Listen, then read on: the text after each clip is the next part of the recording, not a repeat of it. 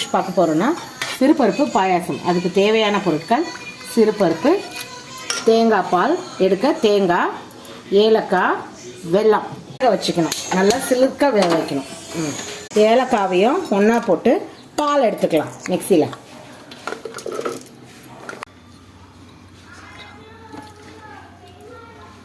பால் அரைச்சி எடுத்தாச்சு. முந்திரி கொஞ்சம் வறுத்துக்கலாம். கொஞ்சம் பாவு காய்ச்சி வச்சுருக்கிறேன். அடியில் மண்ணாக இருக்கும், அதனால் கொஞ்சம் வடிகட்டி இந்த பருப்பில் கொஞ்சம் ஊற்றிக்கணும்.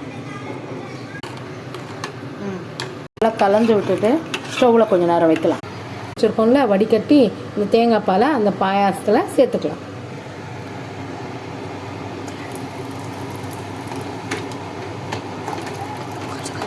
கொஞ்சம் கொஞ்சமாக ஊற்றி உங்களுக்கு எவ்வளோ தண்ணிக்கு ஏற்ற மாதிரி மிக்ஸ் பண்ணிக்கோங்க. பாயாசம் ரெடி. பாயாசம் ரெடி. வீடியோவை